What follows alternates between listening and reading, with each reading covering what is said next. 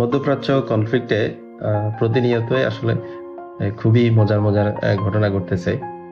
এই বিশেষ করে ট্রাম্পের বিভিন্ন কমেন্ট বা ইউএস সেন্টকমের বিভিন্ন কমেন্ট এই যুদ্ধ নিয়ে একটু বলি। সেটা হচ্ছে যখন যুদ্ধ শুরু হয়েছে তখন ইউএসএ প্রায় এককভাবেই ঘোষণা করছে যে আমরা ইরানের টপ লিডারকে মেরে ফেলছি, বা তাদের ফার্স্ট লেয়ারের যে লিডারশিপে যারা ছিল সবাইকে মেরে ফেলছি, এবং তাদের আর কোনো কিছু নেই, এখন শুধু রেজিম চেঞ্জ হওয়ার অপেক্ষা মাত্র। তো এর পরবর্তীতে আমরা দেখছি যে ইরানে এর কোনো বিন্দু মাত্র কোনো প্রভাব পড়ে নাই। এবং সবচেয়ে মজার বিষয় হচ্ছে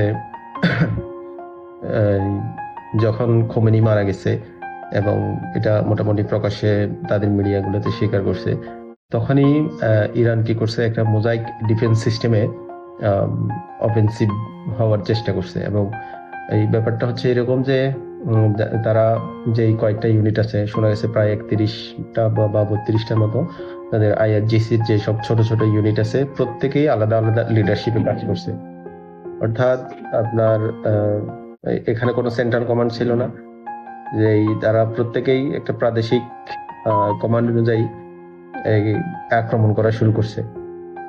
এবং বিশেষ করে তারা আক্রমণ করছে ইউএস এর বেসগুলোতে, আমাদের যেই জিসিসি মুক্ত কান্ট্রিগুলোতে যেখানে ইউএস এর বেস আছে বা ইউএস এর বিভিন্ন অ্যাসেট রয়েছে, সেগুলোকে প্রথমে টার্গেট করছে।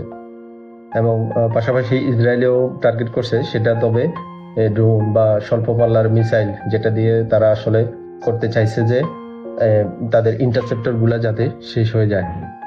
তো ইরান খুবই ভালো রিটালিয়েশন করছে ইউএস এর উপর।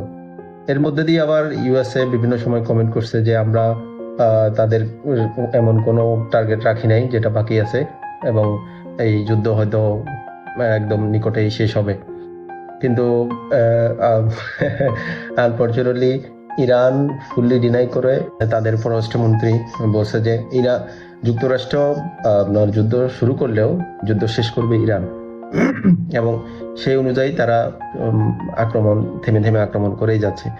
মূলত এটাকে বলা যায় ওয়ার অফ অ্যাট্রিশন। মানে হচ্ছে আপনার যখন আপনি আপনার সমকক্ষের কারোর সাথে সমরাস্ত্র দিয়ে পারবেন না, তখন বিভিন্ন কৌশল অবলম্বন করে এমনভাবে আস্তে আস্তে সামনের দিকে যুদ্ধটাকে এগিয়ে নেওয়া যায়। যত দীর্ঘায়িত হবে তত আপনার শত্রুপক্ষ দুর্বল হতে শুরু করবে। এর মধ্যে দিয়ে ইরান স্ট্রেট অফ হরমুজটা বন্ধ করে দিয়েছে, এবং এটা নিয়ে পুরো বিশ্বে একটা ক্যাওয়াস চলতেছে, এখনো চলতেছে। শেষ পর্যন্ত যেইটা ইরানের পররাষ্ট্রমন্ত্রী দিছে, শুধুমাত্র ইউএস বা ইসরায়েল ওনারশিপকৃত যেসব জাহাজ আছে সেগুলোকে বাদে বাকিদের জন্য মোটামুটি স্ট্রেট অফ হরমুজ হচ্ছে ওপেন করে দেওয়া হয়েছে। এরই মধ্যে ইউএসএ কি করতেছে, ইউএসএ এখন আবার বলতেছে তাদের যে এলাইগুলো আছে, নেটো, তারপর হচ্ছে ইউকে, বড় বড় যে লিডারশিপের দেশগুলো আছে, তাদেরকে বলছে যে এই স্ট্রেট অফ হরমুজ ওপেন করার জন্য তাদের শিপ পাঠানো। খুবই আনফরচুনেট ভাবে বিশ্বের প্রত্যেকটা নেতা এটা ডিনাই করছে, কেউ এগ্রি করে নাই। এবং এই ট্রাম্প আবার কি করছে, তাদেরকে থ্রেট দিছে, ওয়ান কাইন্ড অফ থ্রেট দিয়ে বলছে যে আমরা এটা মনে রাখবো, বা আমরা যেই এলাইরা আছে তাদের ফিউচার খুবই খারাপ হবে।